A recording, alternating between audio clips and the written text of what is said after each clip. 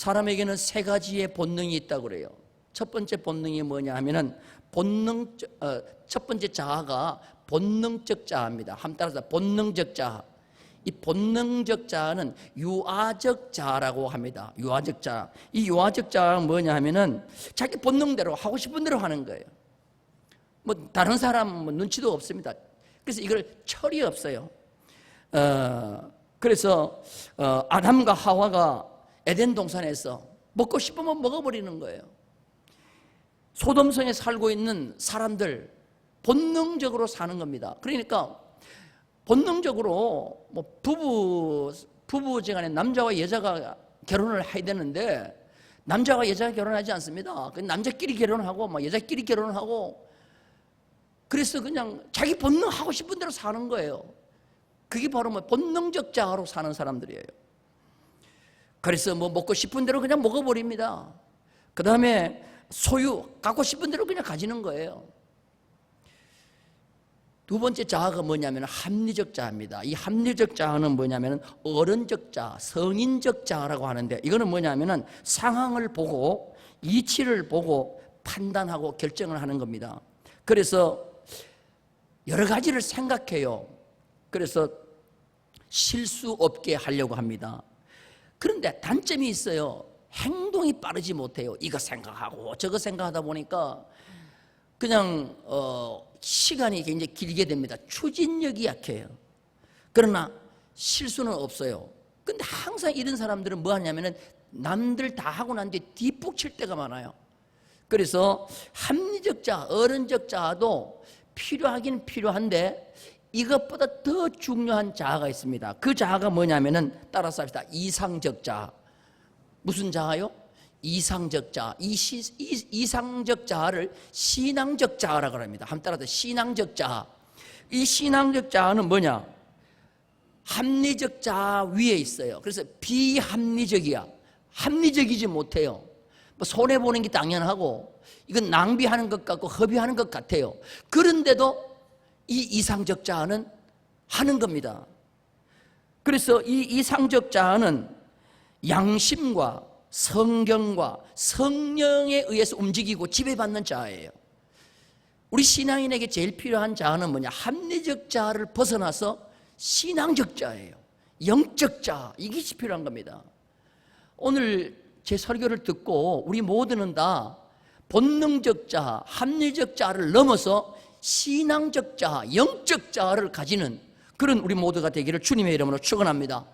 대표적인 예가 누구냐 하면은 신앙적 자아가 대표적인 예가 누구냐 하면은 마리아예요. 마리아의 나사로의 동생 마리아의 집에 예수님을 위해서 잔치를 벌였어요. 그때 마리아가 나하드 옥합을 깨트려 가지고 예수님의 머리에 붓는 거예요. 그때 합리적 자아가 뛰어난 가룟 유다가 옆에서 나무랍니다. 책망합니다. 마리아를 보고 마리아야, 너 왜 그걸 쓸데없이 허비하느냐, 낭비하느냐? 가난한 자를 위해서 그걸 팔아주면은 가난한 자에게 유익하지 않느냐? 여러분, 가룟 유다의 말은 합리적이에요, 비합리적이에요? 비합리적이라고? 합리적이죠. 근데 합리적 자아 위에 무슨 자아가 있다 그랬어요? 그 신앙적 자아. 그 마리아는 무슨 자아입니까? 신앙적 자아예요.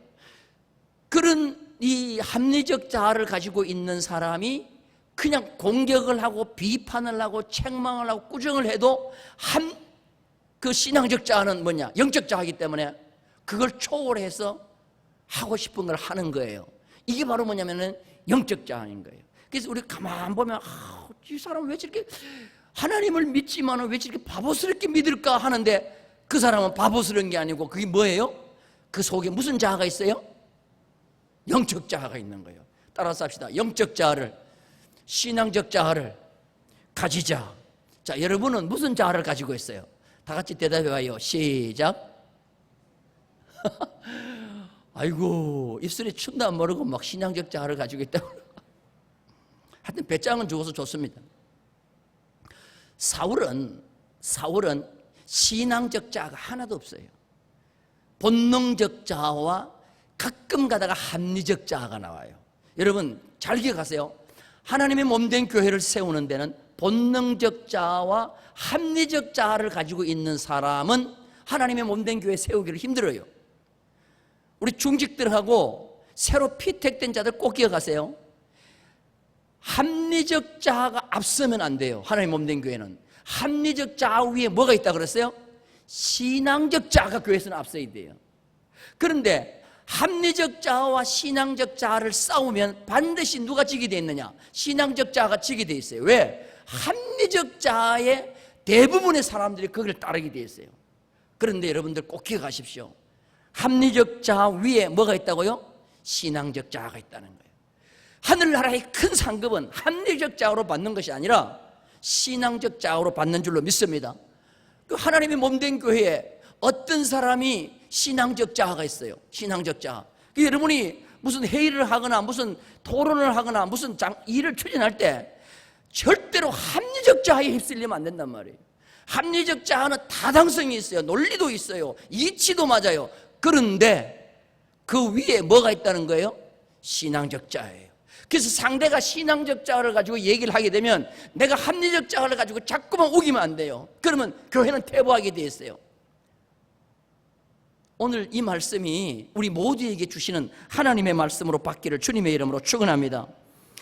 사울 왕은 신앙적 자아가 없다 보니까 하나님께서 버려버려요. 성경에 보면은 다윗보다도 월등하게 사울은 장점이 많아요. 그런데 소용없어요. 하나님이 버리니까 그 좋은 장점이 다 소용이 없고 마지막에는 미친 사람이 돼요. 그래서 밤이 되면 잠도 안 자면서 야려하고 떠들고 그냥 미치겠게 돼버리는 거예요. 그래서 결국은 다윗을 죽이려고 하는데 다윗 개인을 죽이는 것이 아니에요. 성경에 다윗을 죽이는 것은 하나님의 나라를 무너뜨리는 일이에요. 다윗의 후손으로 예수 그리스도가 오기 때문에. 그런데 사울이 그 다윗을 죽이려고 창을 던지고 그냥 얼마나 수많은 군대를 풀어가지고 다윗을 죽이려고 하는지 몰라요. 하나님의 나라를 도전하는 일이 되어버리는 거예요.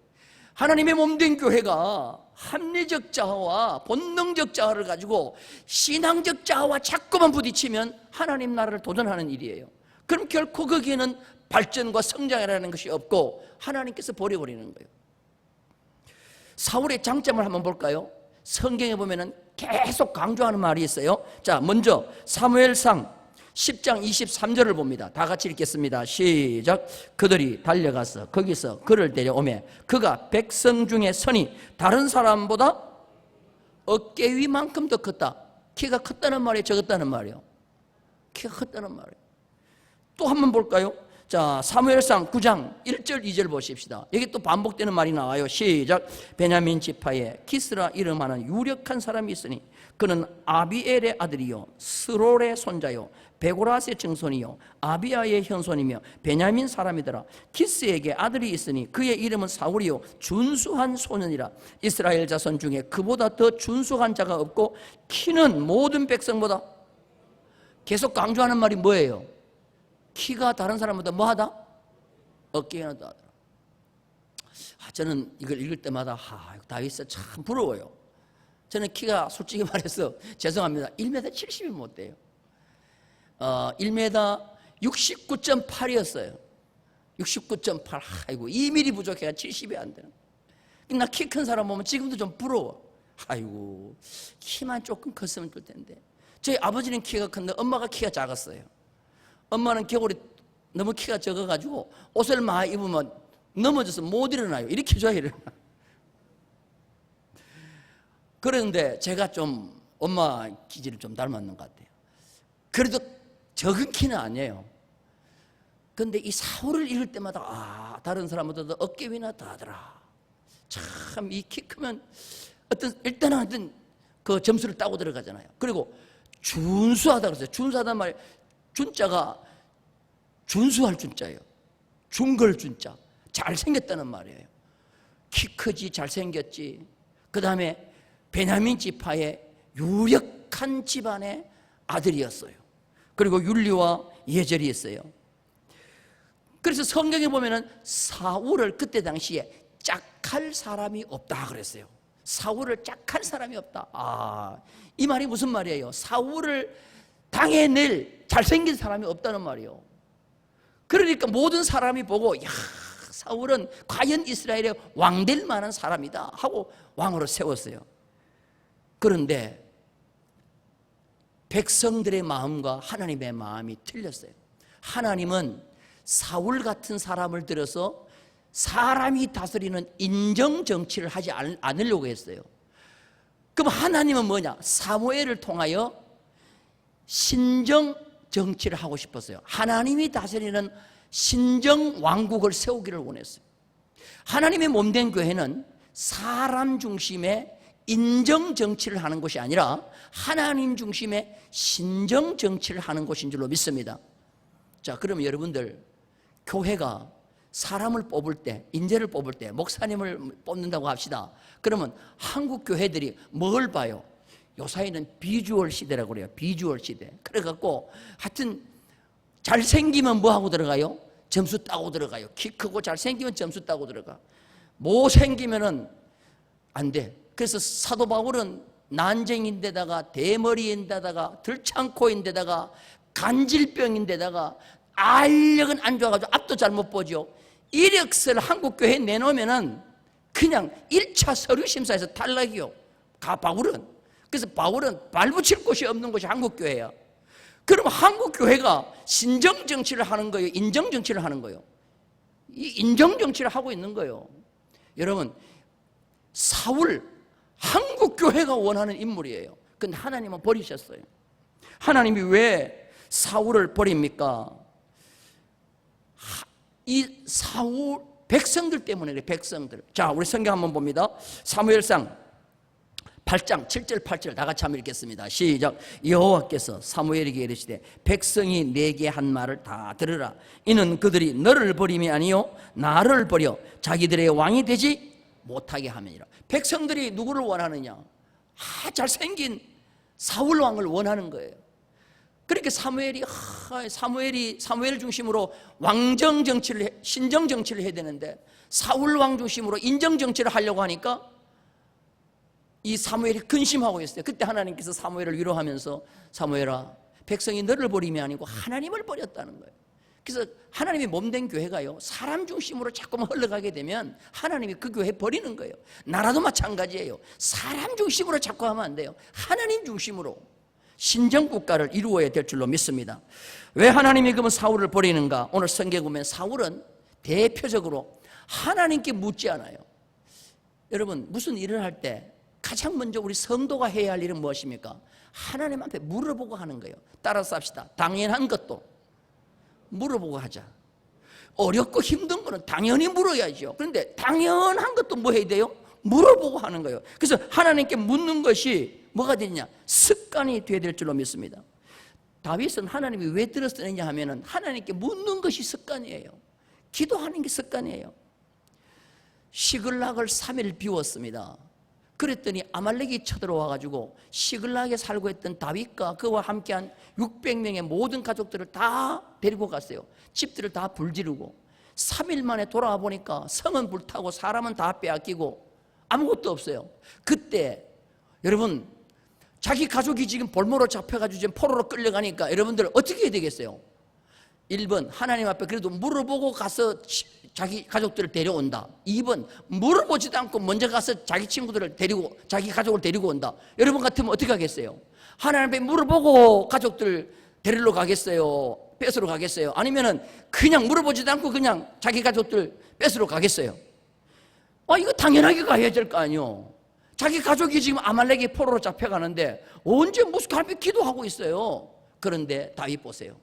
당연한 것도 하나님 앞에 묻습니다. 하나님, 내가 아말렉을 따라갈까요? 하나님이 따라가라. 자, 우리 성경 한번 보겠습니다. 사무엘상 30장 7절 8절 다 같이 읽겠습니다. 시작. 다윗이 아히멜렉의 아들 제사장 아비아달에게 이르되 원하건대 뭐를 가져와라?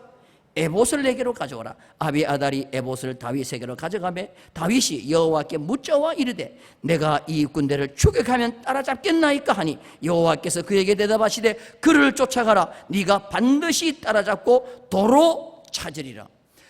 다윗은 가장 급할 때, 위기 때 뭐를 찾았어요? 뭘 가져오라 그랬어요? 따라서 에봇. 에봇이 뭐예요? 에봇이 대제사장이 입는 겉옷입니다. 그 겉옷에는 양 어깨에 보석 2개가 있어요. 흰 보석, 검은 보석이 있는데 이것이 우림과 둠빔이라고 하는 보석이에요. 이 보석이 2개 어깨 위에 딱 있어요. 우림, 둠빔. 따라서 우림, 둠빔. 우림이라는 뜻은 뭐냐? 빛이라는 뜻이에요. 빛. 그 다음에 둠빔이라는 뜻은 뭐냐면 완전하다. 따라서 빛이 나면 완전하다. 이 우림과 둠빔은 뭐냐? 우림과 둠빔은 하나님이 응답을 주시는 거예요. 하나님이 제사장에게 하나님이 응답을 주시는데 백성을 재판할 때나 아니면 하나님 앞에 기도할 때 하나님이 기뻐하시면 빛이 나는 거예요. 빛이, 이 보석에 빛이 나면 이건 오케이인 거예요. 그런데 빛이 안 나면은 이건 안 돼, 하면 안 되는 거예요. 그러니까 하나님 앞에 묻기 위한 우림과 둠빔이 있기 때문에 그 에봇을 가져라는 거예요. 그리고 다윗이 그 제사장 에봇 앞에서 하나님 앞에 묻는 거예요. 그러니까 하나님께서 빛을 발하면서 따라가라, 반드시 아말렉을 따라가서 도로 찾고 이런 것이 하나도 없이 다 도로 찾아오리라. 당연한 것도 기도하고 가는 겁니다. 이게 바로 다윗의 특징이었어요. 사무엘상 23장에 보니까 그일라도 마찬가지예요. 그일라도 마찬가지인데 다윗 사울 왕이 다윗을 죽이려고 그렇게 추격해요. 그러니까 다윗이 지금 뭐 하고 있느냐면은 쫓겨다녀요. 막 사방으로 정신을 쫓겨다니는데 블레셋이 쳐들어와 가지고 이스라엘의 한 모퉁이인 그일라를 공격했어요. 그래서 그일라를 침범해 가지고 그일라의 모든 것을 블레셋 사람이 빼앗아 갔어요. 그때 왕은 누구냐? 사울 왕이요. 그럼 도로 찾아와야 될 일도 사울 왕이 찾아와야 돼. 근데 사울 왕은 찾아올 생각도 안 하고 자기만 죽이려고 하고 있어요. 그래서 다윗은 도망다니는 신세요. 그러면 지금 그일라를 블레셋이 침범했다고 하면 다윗이 가가지고 빼앗긴 거 도로 찾아와야 되겠어요? 아니면은 사울 왕이 해야 될 일이라고 사울 왕에게 밀어야 되겠어요?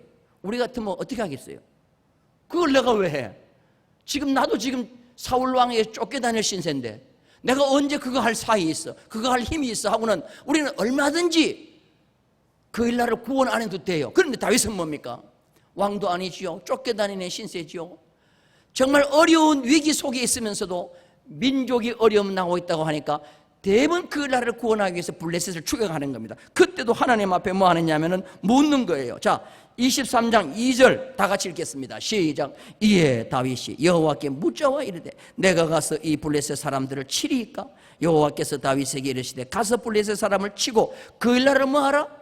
구원하라. 자, 4절도 봅니다. 4절, 23장 4절 시작. 다윗이 여호와께 다시 묻자온대 여호와께서 대답하여 이르시되 일어나 그일라로 내려가라. 내가 블레셋 사람들을 내 손에 넘기리라 하신지라. 아무런 상관없는 일, 나와 아무런 관계가 없는 일, 나에게 책임도 없는 일이에요. 왕은 지금 사울 왕이 따로 있어요. 블레셋이 쳐들어오면 왕이 해야 돼요. 그런데 왕이 안 해요. 그런데도 이 다윗은 뭡니까? 하나님께 물어봐. 이건 내가 해야 됩니까? 하나님께서 네가 해라. 그러니까 왕도 못하는 일을 쫓겨다니는 신세인 다윗이 드디어 그일라에 가서 잃어버렸던 걸 다 찾아오는 거예요. 여러분, 나와 관계없는 일 많잖아요. 하나님 몸된 교회 보면 지금 나와 관계없는 일이야.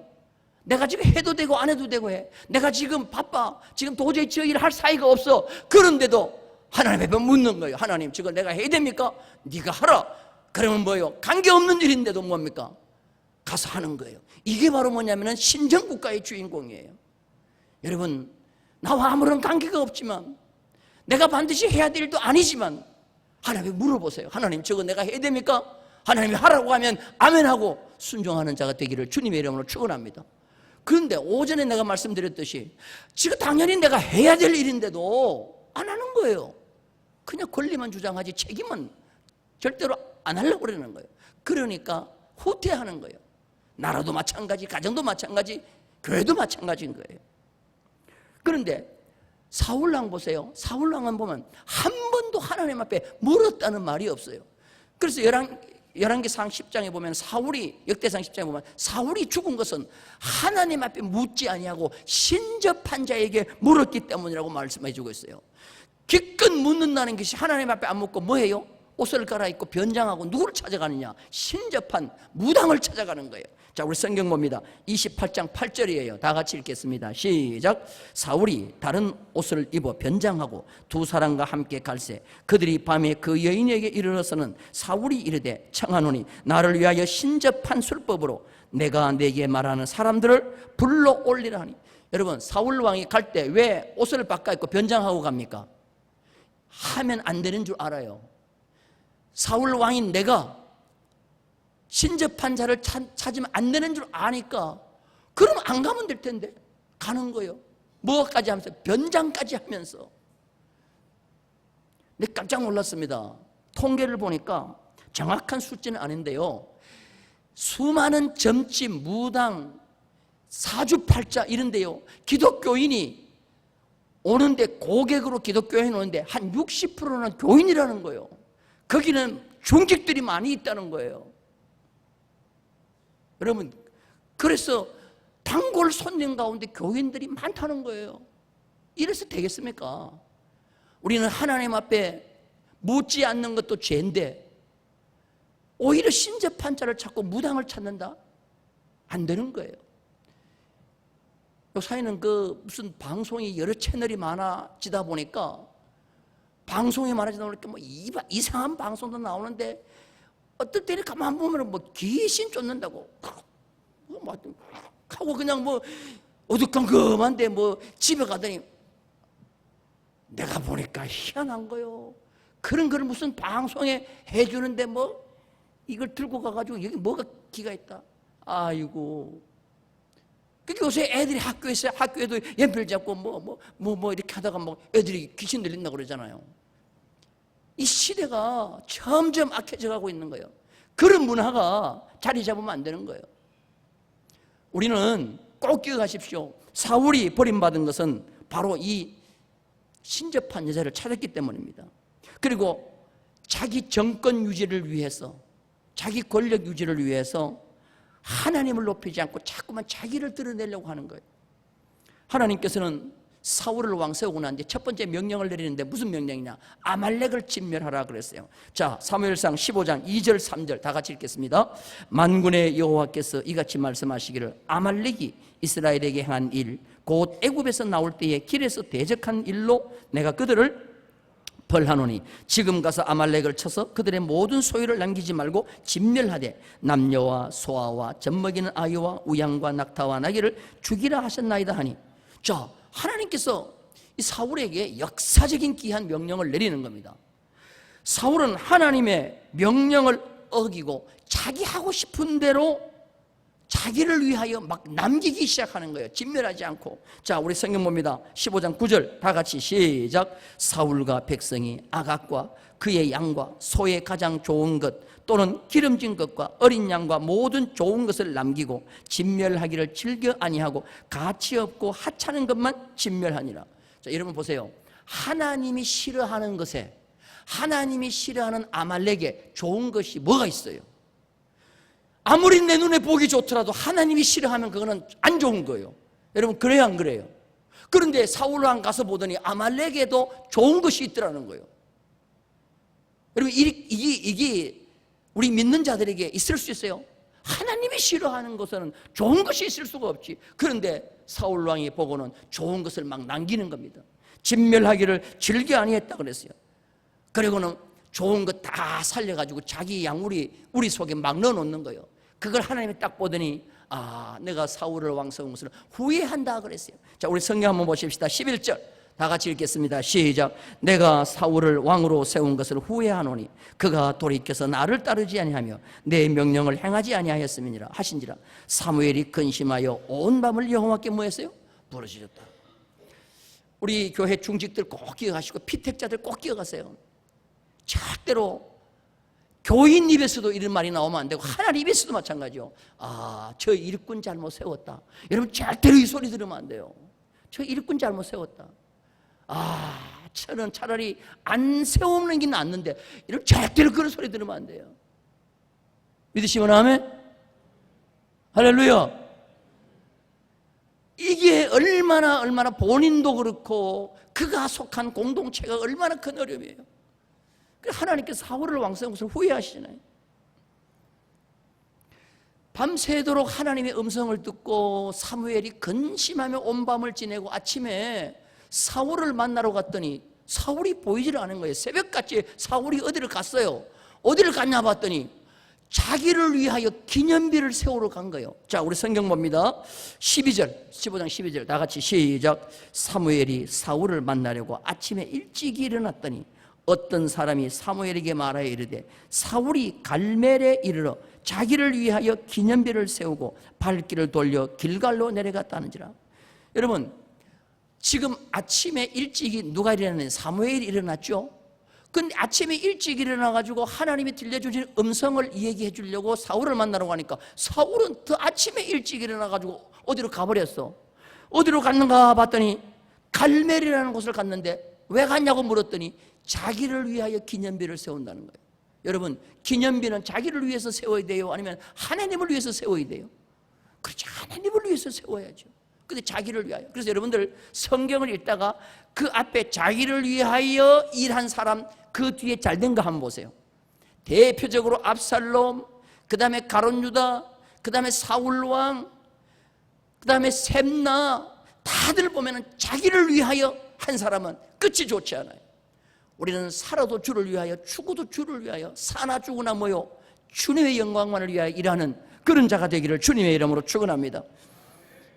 그래서 그는 불순종하고 그 불순종도 모자라가지고 이제는 자기의 영향력을 발휘하기 위해서 기념비까지 세웁니다. 아말렉에서 승리했지만 그 승리는 영원한 승리가 아닙니다.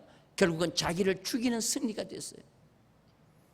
하나님은 드디어 지도자의 자리를 빼앗아버리는 겁니다. 권력 이동이 생기는 거예요. 자, 28절 다 같이 읽겠습니다. 시작. 사무엘이 그에게 이르되 여호와께서 오늘 이스라엘 나라를 왕에게서 떼어 왕보다 나은 왕의 이웃에게 주셨나이다. 왕의 이웃에게 줬는데 그 이웃이 누구냐? 다윗에게 줬다는 말이에요. 엘빈 토플러가 쓴 권력의 이동, 부의 이동, 이거는요 세상의 원리와 하나님의 나라 원리가 똑같습니다.